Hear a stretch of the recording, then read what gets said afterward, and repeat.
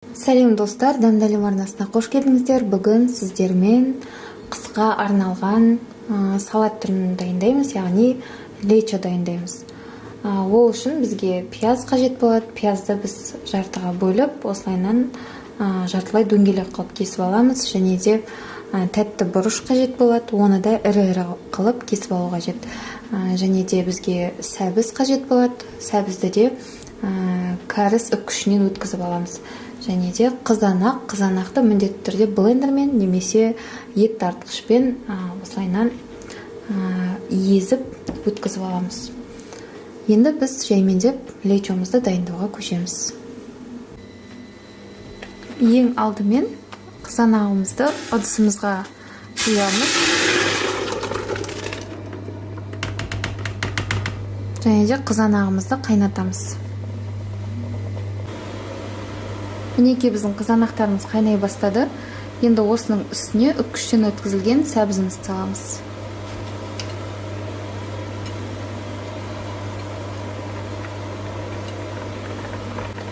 Жақсылап араластырамыз. Сәбізді салғаннан кейін де тағы да қайнау керек.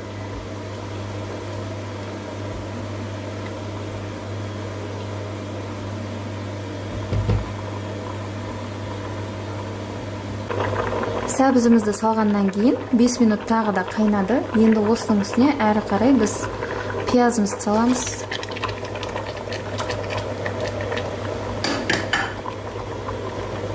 Қара бұрыш пен лавр жапырақтарын саламыз. Тұзымызды саламыз. Қантымызды саламыз. Сұйық майымызды құямыз. Және де тәтті бұрыштарымызды саламыз.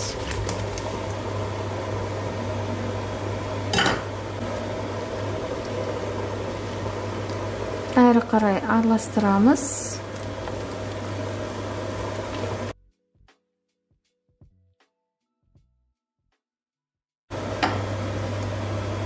Тағы да қайнатамыз.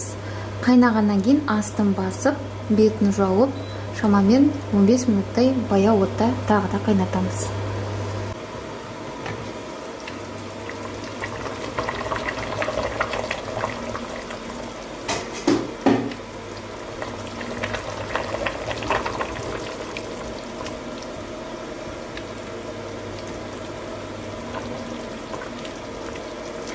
Біздің лечомыз дайын.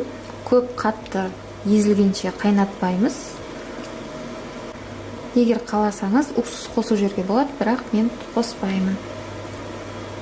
Неге? Енді лечомыздың астын өшіреміз.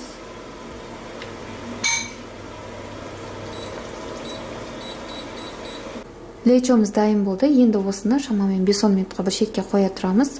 Оған дейін стерилді банкымызбен қақпақтарымызды дайындаймыз. Мен банкілерімді осылайынан ыдыс жуғыш машинада стерилдеп аламын. Неке осы банкыны біз қазір бірден шығарып қолдана береміз. Қайнап жатқан суға 2-3 минутқа осылайынан қақпақтарымызды салып аламыз.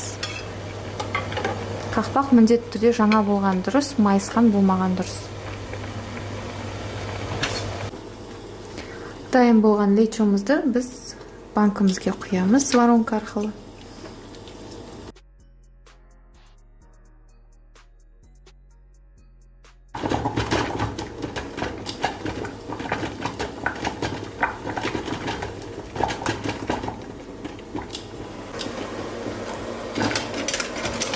Қайнап жатқан крышкамызды қоямыз.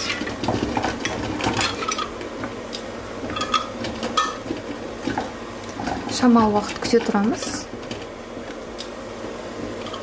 Екінші банкымызды толтырамыз.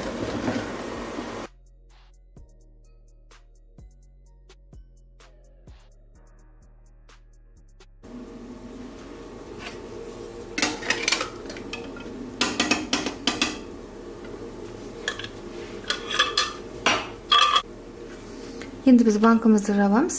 Крышкасын артқа қарай бұраған кезде тық ете қалу керек. Және де бұраймыз.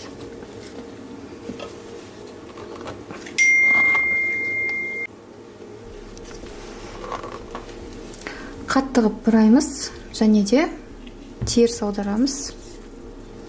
Теріс аударып, бетін жауып, жақсылап жылы одеялмен немесе көрпемен жақсылап жауып, осылайынан толығымен сол көрпенің астында өзі толығымен суы қажет болады.